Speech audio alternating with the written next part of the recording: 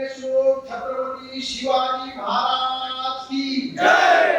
धर्मवीर छत्रपती संभाजी महाराज की जय। आर्य सनातन वैदिक हिंदू धर्म की जय। भारत माता की जय। वाळवईमधील विराट हिंदू संमेलनातील आपण सगळे राष्ट्रीय संपर्क संघाचे विद्यमान संघचालक माननीय मोहनजी भागवत म्हणतात, या आपल्या देशाचं जर काही बरं वाईट होणार असेल तर त्याला दुसरं कोणी नाही तर हिंदूच जबाबदार आहे. त्यामुळे ही हिंदूंची जबाबदारी आहे या देशाचं चांगलं करण्याची. अशा अर्थाने अशा या हिंदू संमेलनाचं आयोजन सगळ्या देशभरामध्ये होत आहे. या ठिकाणी मोठ्या प्रमाणात बाळगोपाळ वर्ग सुद्धा उपस्थित आहेत. एक छोटीशी गोष्ट त्या बाळगोपाळांसाठी सांगतो, जरा सगळ्यांनी शांतपणे ऐका. खूप पूर्वीची गोष्ट आहे. जेव्हा राजे असायचे, एखादं छोटंसं राज्य आणि ते सांभाळणारे राजे असायचे, अशा एक चांगलं राज्य होतं.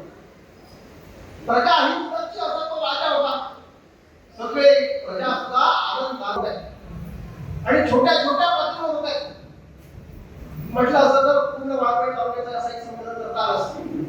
म्हटलं असं तर या अगदी 2-3 तालुक्यावर मिळून करता असतं, जिल्ह्याचं करता आलं असतं, पूर्ण धुळ्याचं मिळून करता आलं असतं.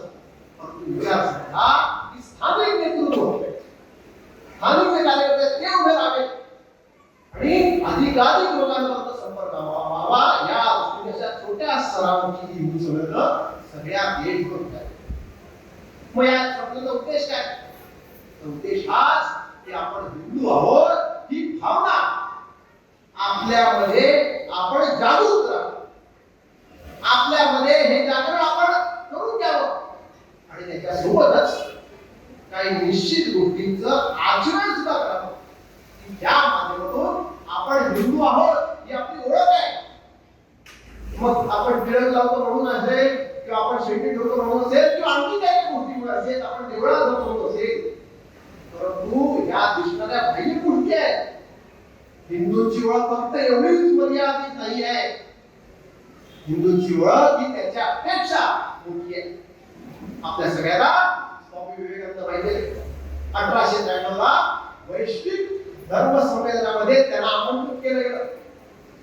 त्या संमेलनामध्ये त्यांनी ते भाषण दिलं जे अजरामर आहे, ऐतिहासिक आहे, आजही सर्वांना उद्बोधक आहे.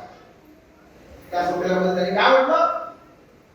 मी अशा एका धर्माचा प्रतिनिधी आहे, त्या धर्माने सगळ्या जगाला सहिष्णुता शिकवली आहे, सगळ्या जगाला स्वीकार्यता काय असते याचे धडे दिले.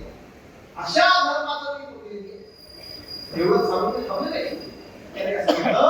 मी अशा एका देशाचा नागरिक आहे, त्या देशाने जगात त्यांचा छळ केला.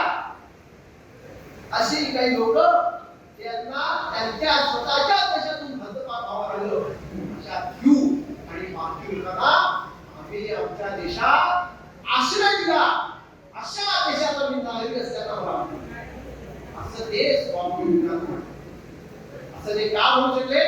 कारण त्यांच्या मनात हा हिंदू भाव, हा हिंदूचा स्वभाव आहे, हे हिंदुत्व आहे, हे आपण समजून घ्यावं. या दृष्टीने हे समजून या पृथ्वी तलावर जन्मलेला प्रत्येक माणूस हा हिंदूच आहे. कारण हिंदू होण्यासाठी कोणताही वेगळे संस्कार करावा लागत नाही.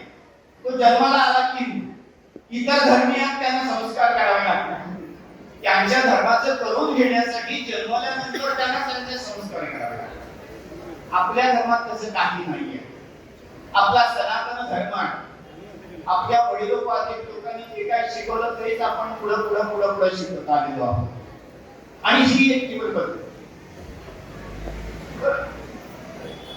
आपल्या धर्मात कोणत्याही देवाची पूजा करो अथवा ना करो, कोणत्याही देवाची पूजा करो, कोणत्याही पद्धतीने करो, तो करो अथवा न करो, तो अस्तिक असो किंवा नास्तिक असो, तो हिंदूच मानला जातो.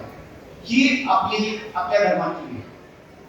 आपल्या धर्मात सर्वांचं स्वागत आहे. सगळ्यांचं स्वागत करून सगळ्यांना आपल्यात समाविष्ट करून घेणारा असा आपला हिंदू धर्म. आणि खरं म्हणजे याचाच गैरफायदा इतरांनी घेतला.